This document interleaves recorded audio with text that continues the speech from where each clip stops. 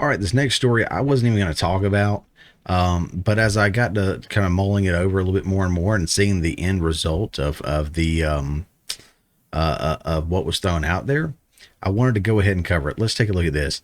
So, if you hadn't heard, Neil Young basically gave the ultimatum to Spotify that they can either have Neil Young's music or they can have Joe Rogan. Now, he's not the first to go against Joe Rogan. This isn't the first person he's ever gone against or first thing he's ever tried to stand against, and we'll talk about that in a minute. But Neil Young basically gave the ultimatum: you can have his music or you can have Joe Rogan. Well, Spotify went with Rogan. And if you go there, I don't think Neil Young's music is available at all. And we'll read a little bit about that. And as we do, don't tune out, because this isn't just about Neil Young's music, Joe Rogan's podcast, Spotify. There's a freedom of speech message here where freedom of speech is under attack. And this is an example. And whether it was Neil Young acting on his own or supported by certain backers or motivated by certain individuals, I don't know. But it's certainly free speech under attack. And we're going to talk about free speech. We're going to talk about Neil Young with free speech, even, which is even more funny. But let's go ahead and take a look at this article here from The Guardian. Neil Young's battle with Spotify is principled and comfortable. In pulling his music from Spotify in protest of Joe Rogan's COVID misinformation, the singer continues a life of political action, but unlike others, he doesn't need to please the streaming giant. If you had been forced to predict which blue chip American rock legend was going to suddenly pull their music off Spotify in protest at the streaming site hosting a far right friendly podcast, and again, I like the way they word this. It didn't say that Rogan was far right, as many are trying to label him. He's not far right. He's not even on the right, I don't think. He's probably less to the right than I am, and I'm trying to be less to the right than many others, because I do find myself in the middle in a lot of certain situations, or balance between the right and the left. I think Rogan tends to lean more left on a lot of things, but at the same time, there's balance there. But what it says here, and I do like the way, and I appreciate how they word it.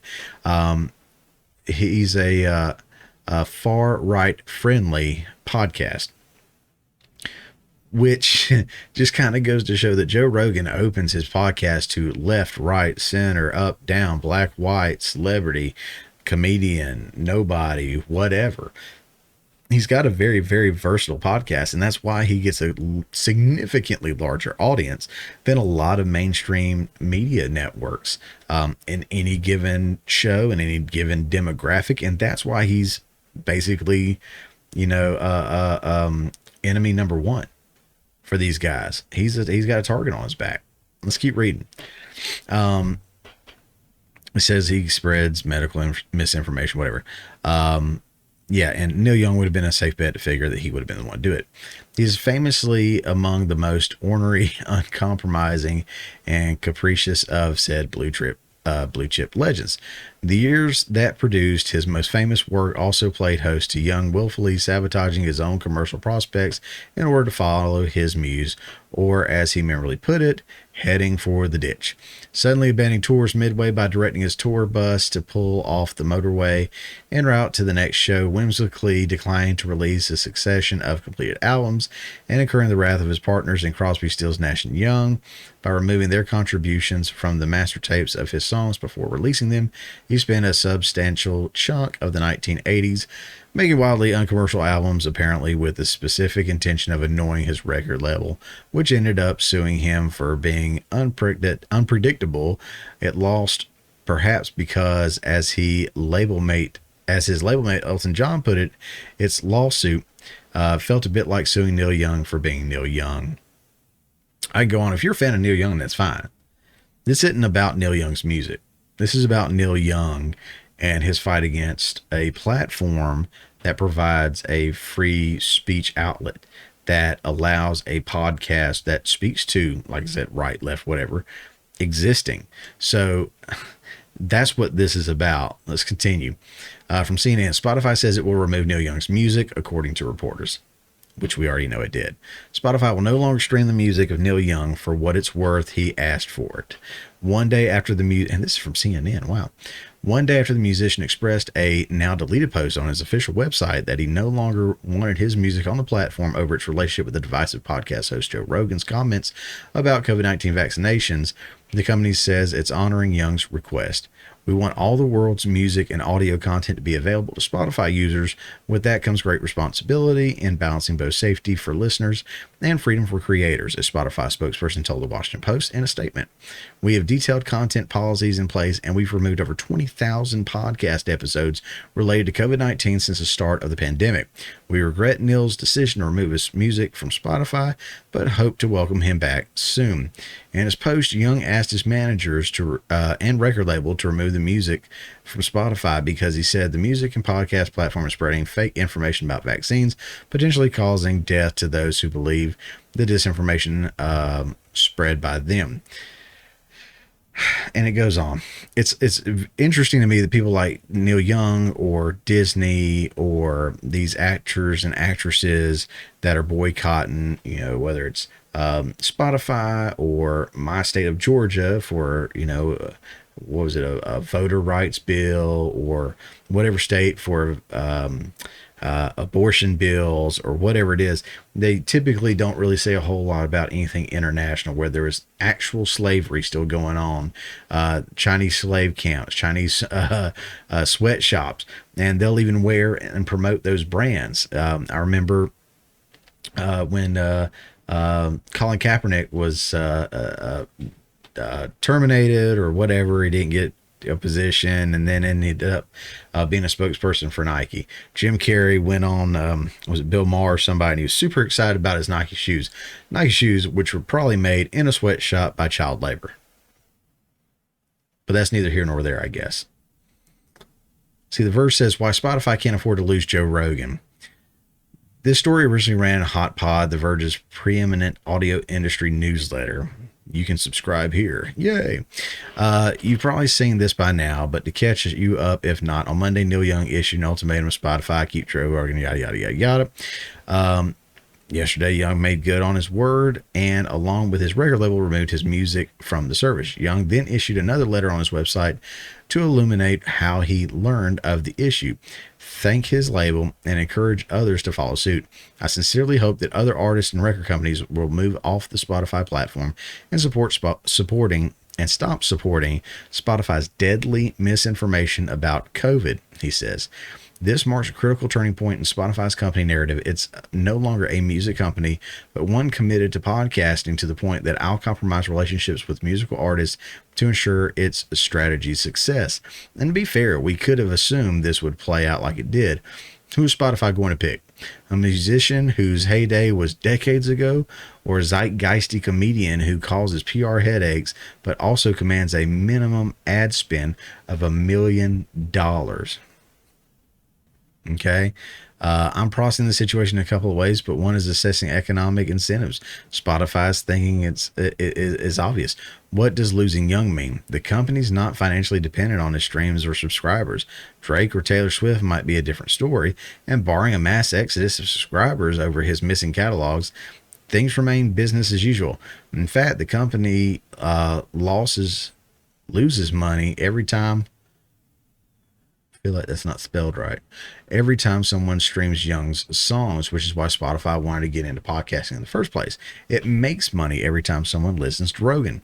On the flip side, I'm not sure what Young's label Warner Brothers, right, gets out of this. Maybe it wants leverage in a negotiation or to change the conversation around streaming. I'm not sure, but I do assume some sort of politicking is happening behind the scenes that could somehow net win for Warner. Maybe people listen to more Young elsewhere, buy some CDs, unclear. So yeah, again, Neil Young may have had some hits, but this guy right here, he's pulling in the audience. He's pulling in the money right now. And good on Spotify for not bending the knee. But like it's mentioned in several of these articles, this is not Neil Young's first rodeo in doing something like this. You see here in LA Times, this is back in August of 2006. It says Young's passion sparks his old band. Freedom isn't free. The slogan goes, and no kidding. Speech alone can set you back $251.50.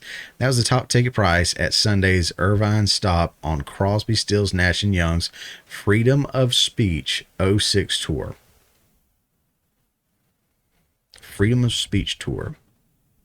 It's safe to assume because a CSNY want you to raise your voice against the Iraq War, George W. Bush, and various injustices, to speak out against the madness, as they sang this night during the Long Time Gone. The famed quartet wasn't advocating complete freedom of speech, though, just the kind they agreed with, judging by the info table set up in the venue in support of assorted progressive causes. This wasn't exactly like those old Lollapalooza fests where ideological foes over subjects including abortion sat at a table across from one another. I love that line.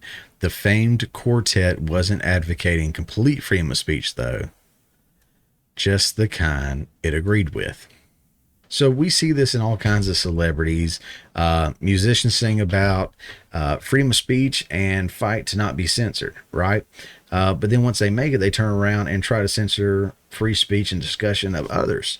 Podcasters, radio hosts, like Howard Stern, one of the biggest names out there, who made his living and made his career from being dirty and questionable and edgy and controversial and whatever. Now he's attacking Joe Rogan. The shows like not just Howard Stern, but other people too are attacking, like one of the guys I watch all the time, The Quartering, and others, just for sharing news and having open discussions with people and not always leaning on that one side of the political spectrum. Okay. Comedians who have made it from being edgy are now trying to turn around and say, oh, I shouldn't say this and that, and you shouldn't say it now. So, you should be canceled. Politicians are no different. They attacked Trump for saying fight like hell.